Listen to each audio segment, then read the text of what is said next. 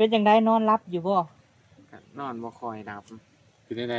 เมื่อย 2 คืนนี่บ่ได้รับบ่บ่ได้รับเลย เป็นแนวใดผู้วงวงคือกันบ่อาการ บ่ เดีย ได้ ว ปวดหลังบ่ถ้าพูดพักผ่อนให้เพียงพอเนาะนอนบ่หลับพี่น้องเอ้ยเนาะ2คืนเลยดิ2 คืนแหละแม่นอยู่บ่นี่เนาะ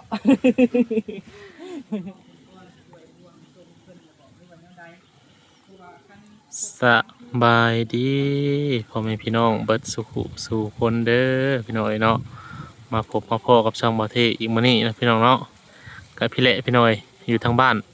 น้องภูวงอีกคือเก่านะท่านผู้ชมพอดีสิเข้ามาอัปเดตนะพี่น้องเนาะครูเจ้าบ่าวเจ้าสาวเพิ่นว่าเป็นจังไดหลังจากที่แต่งงานแล้วเนาะหรือว่าผ่านมาจากมื้อนั้นพี่น้องตั้งแต่วันที่1มื้อนี้วันที่3เนาะก็เลยสิเข้ามาเยี่ยมมายามเพิ่นก่อนว่าเป็นจังไดเนาะพี่น้องทางครูเพิ่นต่อพุ่นน่ะจะเพิ่นเฮ็ดจังคอนครูกลัวอยู่เฮ็ดหยังกินเด้เนาะก็ถือว่างานก็จบสิ้นพี่น้องบัดนี้ถือว่าเป็นที่เรียบร้อยเนาะท่านผู้ชมเนาะโดยป่ะพี่น้องเดี๋ยวเราสิพาท่านผู้ชมพุ่นแหละเข้าไปข้างในเพิ่นก่อนว่าเพิ่นกำลังเฮ็ดหยังอยู่เนาะฝนก็สิตกบานตกลิ้นอย่างนี้อยู่พี่น้อยโอ้โธ่บรรยากาศโอ้สะอาดสะอ้านบัดนี้แสดงว่าเพิ่นเก็บอันนี้ได้ดิปาดโยจะสิมาเหี่ยวอยู่เลย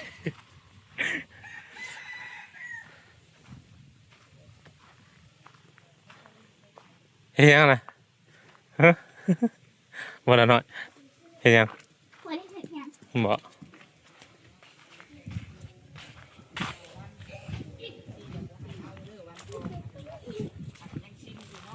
โอ้ เอาบ่วันเอา เรา เนาะ ก็มี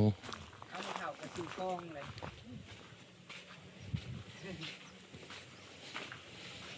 สบายดีเลย มานำกันกับบ่เท2 คน แม่ พี่น้องเอ้ยหน้าตาคือแจ่มใสเนาะบ่เทเนาะ แม่นหน้าเซาะหน้าใสได้ โอ้ยเนาะเคินได้ข่อย อืม เอาพี่น้องเอ้ยยินดีนำเลยน้องเด้อได้เป็นฝั่งเป็นฟ้าเลยเนาะบ่เท โดย โธ่ผู้วงก็สิบ่ได้ติดก้นกับลาตีแล้วบาดนี้คู่ไฟคู่มันแล้วบัดนี้เนาะ เป็นครูไปใส่ไปเป็นครูแล้วป่านนี้ดิ ตะกี้ยังว่าขี้แมันบ่ อืม อัด3กับลาตีพี่น้องเอ้ยทางได้เสี่ยวเขามาหาอยู่บ่ มาอยู่ มาอยู่ มื้อเช้าเพิ่นกับมาหับทางซ้ายไปส่งอยู่คิวให้มื้อ โอ้ เช้า ลาตีบ่ ครับ เอาเพิ่นเมื่อแล้วบ่ซั่นล่ะ แม่น โอ้นั่งซะก่อนเนาะ เด็ดใช่ ได้น้องพี่น้องค่ะสาวทองนี่ลูกเคยเนาะบ่ที่ โดย ได้ลูกเคยใหม่นี่สะอาดสะอ้านพี่น้องเฮือนซานก็ได้น้องยังก่อนน้องเพิ่นลืมชื่อเลยน้องน้องของเจ้าค่ะ ซื้อน้อง น้องน้อยเนาะ น้อย เมื่อแล้วแมันบ่ แม่น โอ้เมื่อเช้านี่ น้อย พี่น้องเขาจักคนกับวันทอง หายเลยน้อง แม่น 3 3ผู้อันกินผู้มานี่เห็นเป็นผู้หลาบ่ แม่นหลา ไพ่จะปลูกกกเจ้าบ่ แม่น เออ ผู้กลางกันอยู่เนี่ย ผู้กลางอยู่เวียงเพิ่นมีครอบครัวอยู่เวียงบ่ แม่น เพิ่นก็ซอยจนแล้วเนาะ ผู้หญิงบ่คนนั้นลูกชาย ผู้หญิง เออ หลายท่านก็โอ้ว่าน้องชายบ่อันนี้หันมาอยู่แล้วเลยเฮือนซ่านนี่สิเจ้าสิต่อเติมบ่น้องเพิ่นว่าได้เงิน แม่นสิต่อเติม เริ่มแรกนี่เฮ็ดจังไดก่อน ว่าสิแข่งกับมันขัวก่อน เฮ็ดแท่ง เนาะ แท่งนี่เอาอันทางน้ำแท่งอันนี้บ่ไปพุ่นบ่ แม่น เอาให้เป็นสัดส่วนประเทือนครัวได้สิต่อลงทางใด ก็ว่าสิต่อต้องใช้ว่า โอ้ทางนี้ โดย ใส่จักเสาซองบ่ แม่นประมาณ2เสาแล้วก็ต่อออกใส่กัน โดยคือว่าแนวคิดเพิ่นก็ดีอยู่พี่น้องเอ้ยคอยเฮ็ดคอยไปหั่นแหละเนาะ โดย กำลังเริ่มแรกพี่น้องเอ้ยเฮ็ดดังไฟอยู่นอกมันก็สบายมันสิบ่ควัน แม่น ข้างในหรือว่ามีดินบล็อกก็ยังเฮ็ดซิ่งไว้ถ้วยไว้บ่วงเนาะ โดย ก็สบายอันนี้หันทิ่มที่ซื้อได้เนาะผู้วงเนาะค่ะว่าเฮาบ่ได้ตรงน้ำกับมันไหลทิ่มที่ซื้อเนาะ แม่ มีแท่งน้ำก็คักอยู่พี่น้องเอ้ย วันนี้หาน้องชายน่ะเมื่อแล้วเนาะ โดย โอ้เบาเก่งบ่เมื่อส่งค่ะ แม่นเราเก่งมาส่ง เพราะว่าเคยไหมพี่น้องก็ยังบ่ได้ให้ออกเคลื่อน3 คืน ประมาณ4 คืนพุ่นแหละเนาะ โดย อยู่เฮือนก่อนเพราะว่าช่วงที่ว่าระหว่างดองเพิ่นก็จะบ่ให้ไปไสได้พี่น้องเอ้ย 3 มื้อบ่จังออกได้นะ 3 คืน 3 คืน ใครโทรมาเนาะบาดนี้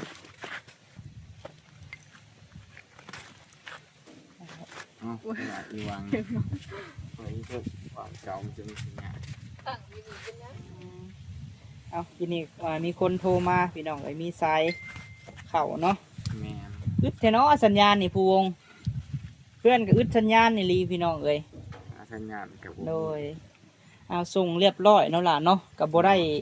เป็นหนี้เป็นชิ้นแล้วว่าเนาะเรื่องเฮ็ดงานเฮ็ดหยังก็ได้ มีการยั่งอยู่ ยังอยู่บ่ โดยยังแต่ก็ไม่ซุกยังกันให้เพิ่นเบิ่ง ยังเครื่องแบบไดหาน้อง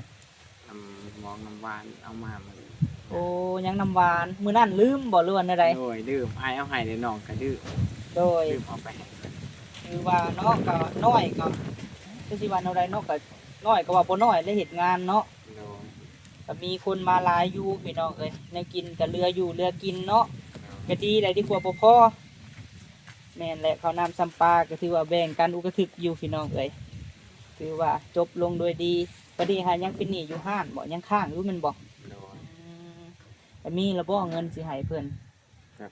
เงินตัวไอายให้แจ็คสปอร์ตหรือพร เงินตัวให้มื้อนั้น โดย โอ้เอาซะเนาะถ้าว่าเฮาบ่ได้เป็นหนี้หลายกับดีแหละน้องเอ้ยเนาะ เฮาว่าเฮ็ดดองก็มีแต่เบิดกับเบิดได้คันว่าเรื่องเฮ็ดดอง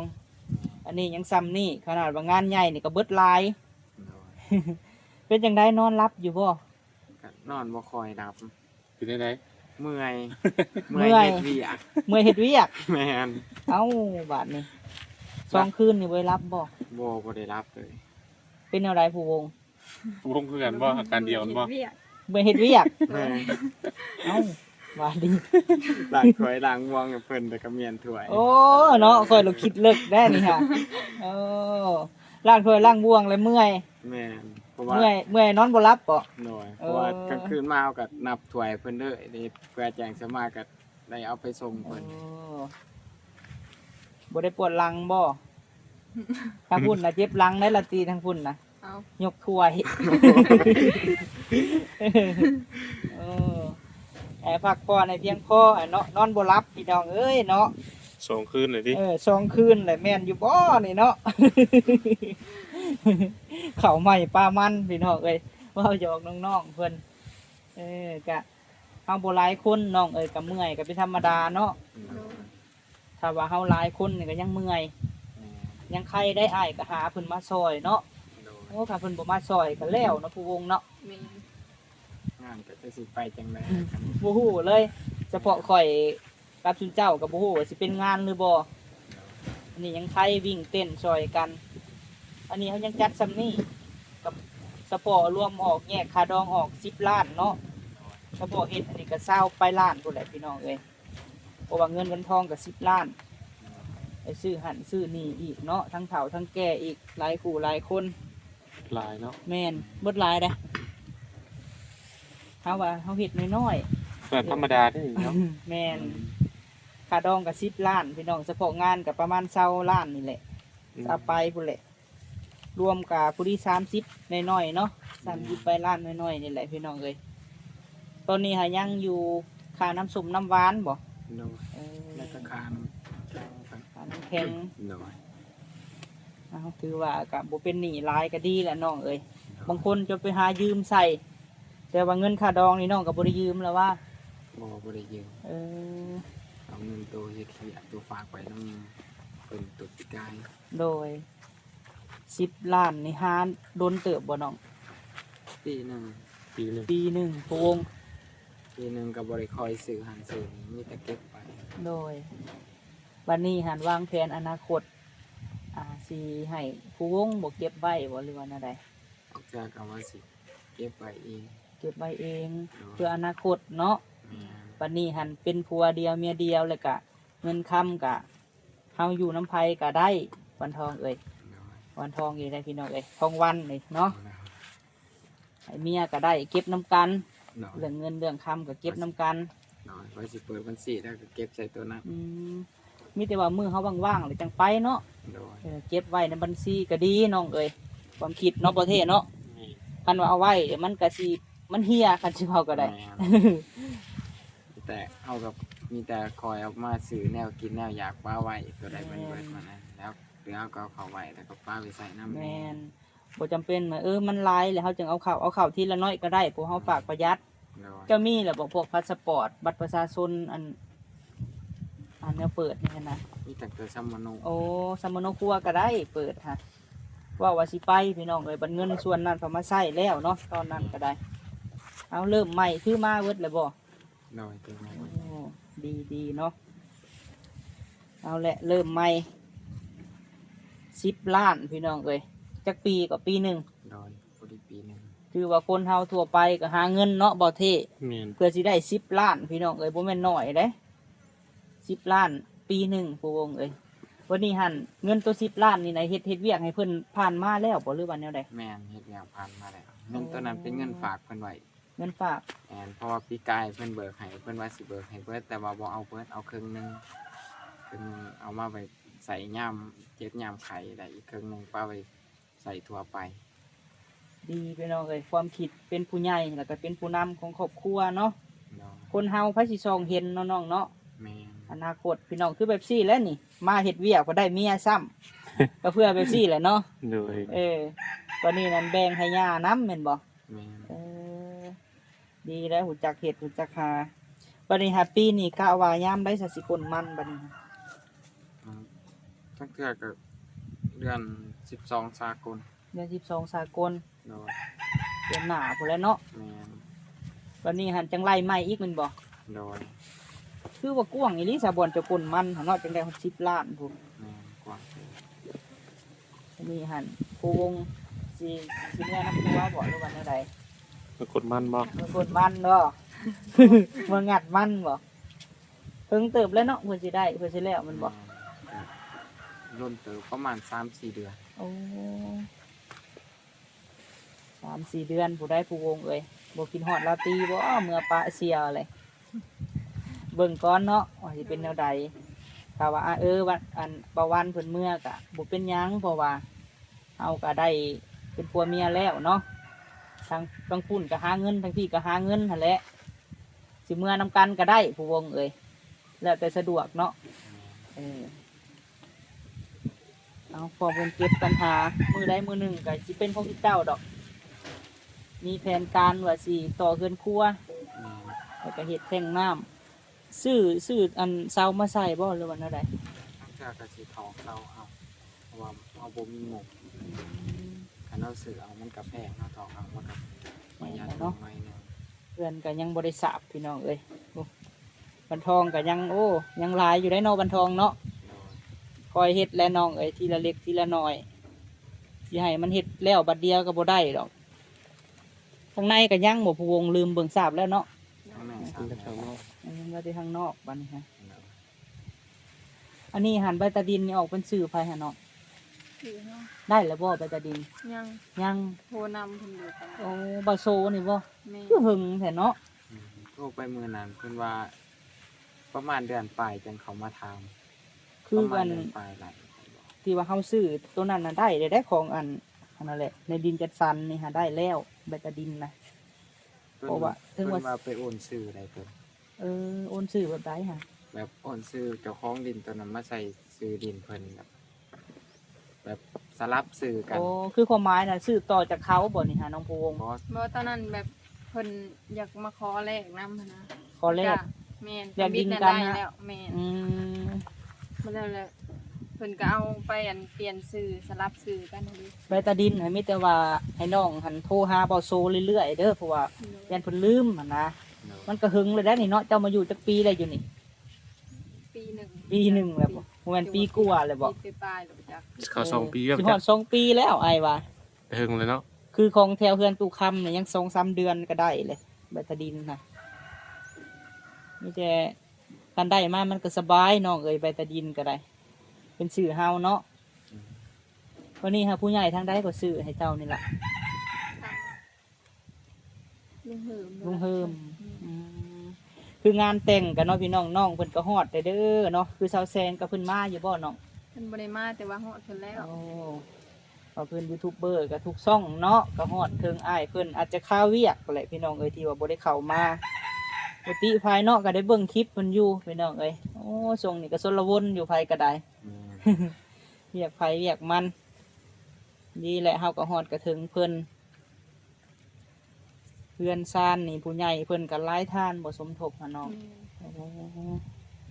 สาวแสงบ่หลักๆก็ได้ โดย เพราะว่าอยังเก่งเพิ่นก็มีพระคุณต่อเฮาเนาะผู้เพิ่นช่วยเหลือเฮาก็ฮอดกระถึงพี่น้องเอ้ยบัดนี้หันตั้งแต่สายบุญซอยมาก็มีครอบครัวเพิ่นเลยได้พี่น้องเอ้ยล่าสุดนี่ก็น้องผู้วงเนาะ โดย ต่อไปก็มีรุ่นนำน้องทงอยู่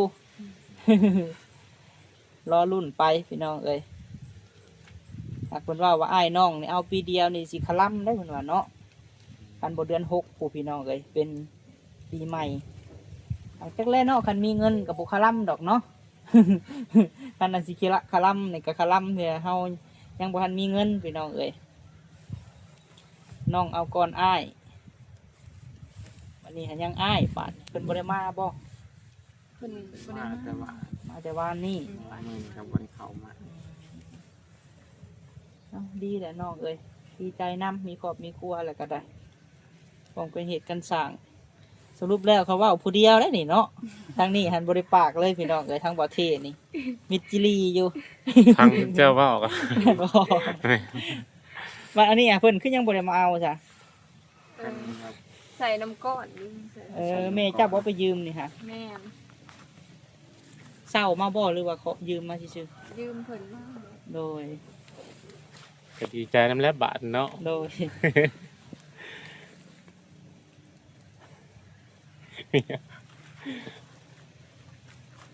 ใช้พาอ้ายเบิ่งดูวันทองว่าสิต่อลงแบบใดเฮือนซานนี่ เห็น วาง เนาะ วางแผนอนาคตพี่น้องเอ้ย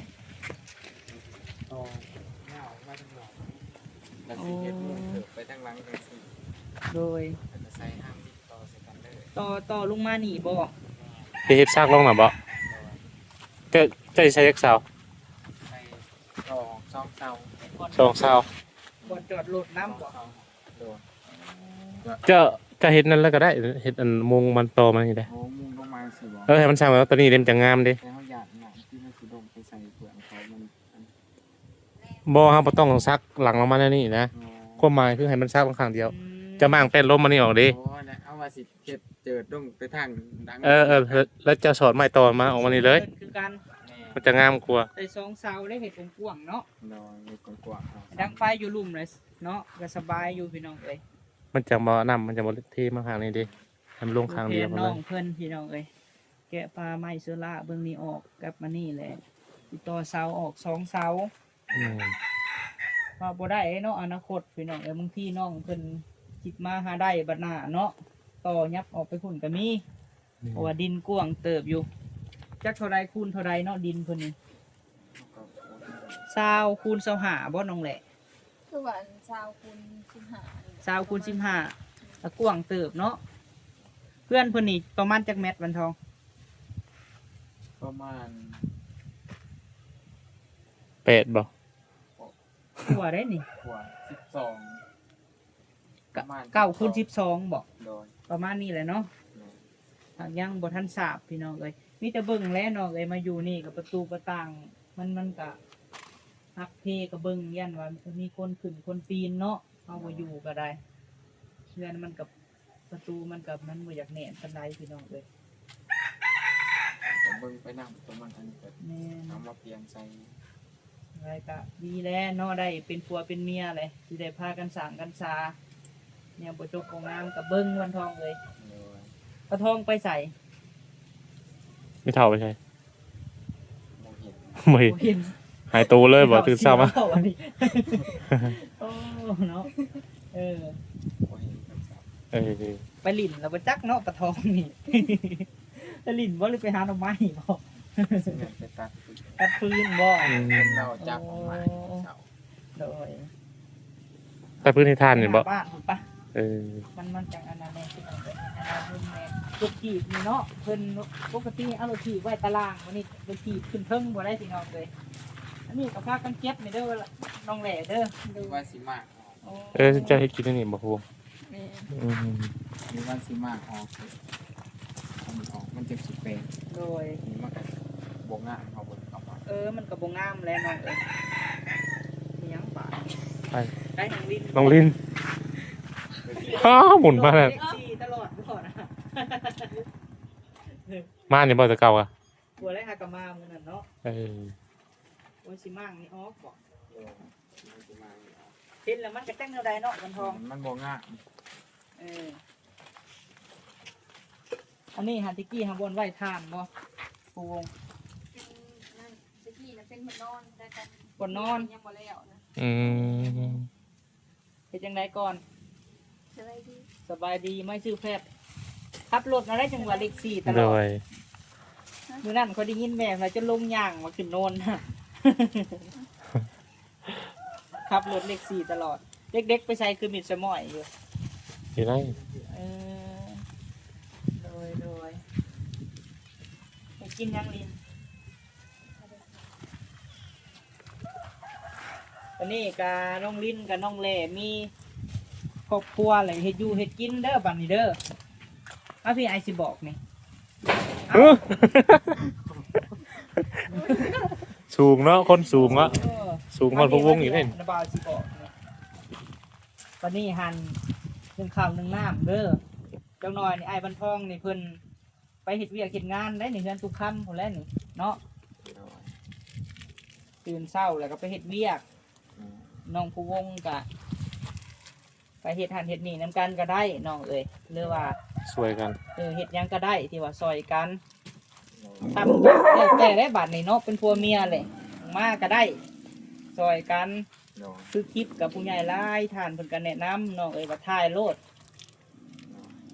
เฮ็ดหยังก็ได้เพราะว่า FC เพิ่นก็ท่าเบิ่งอยู่เฮ็ดเวียกหยังก็ถ่ายลงโลดกินข้าวกินน้ำเฮ็ดหยังเฮ็ดหันเฮ็ดนี่เพราะว่าผู้วงเพิ่นก็มี FC หลายอยู่แม่ๆ FC เนาะคันว่าลงคลิปใดเพิ่นก็คอมเมนต์ให้กำลังใจตลอดอยู่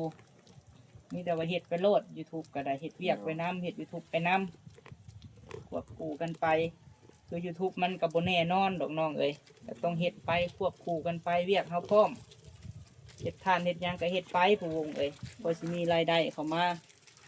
ในครอบในครัวน้องลินได้บ่ไปบ่ล้างถ้วยล้างบวงสิหาเวียกเฮ็ดให้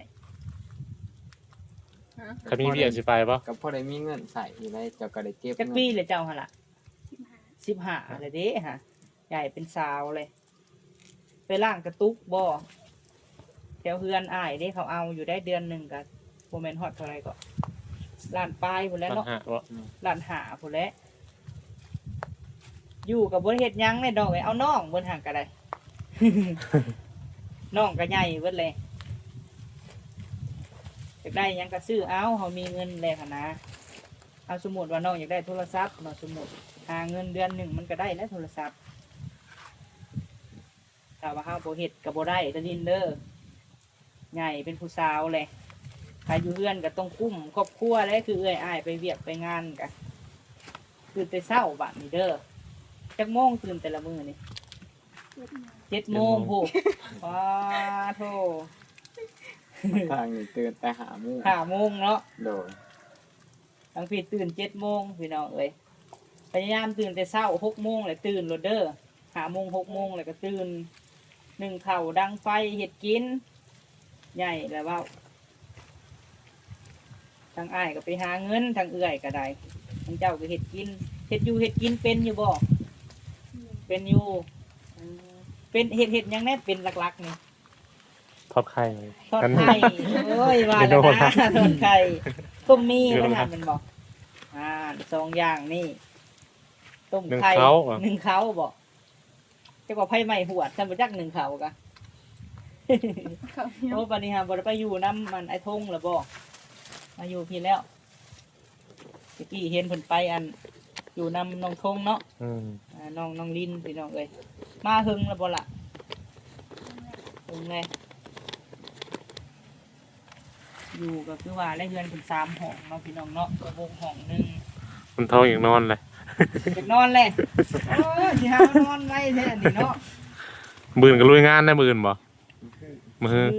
เออ วันพุธเนาะ โอ้ งานบ่ไหล เลย โอ้ ฉันบอกไว้ต้องงานวันผ่าน เออ มันลงวันพุธวันผ่านเป็นวันแข็ง โดย ไปตู้เพิ่นก็ดีใจบ่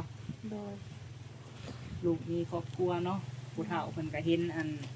หลานมีครอบครัวก็ดีใจพี่น้องเอ้ยครับเพิ่นมาบ่ได้เนาะโทรมาเอาแม่ได้จ้ะ แม่เป็นกระโทรมา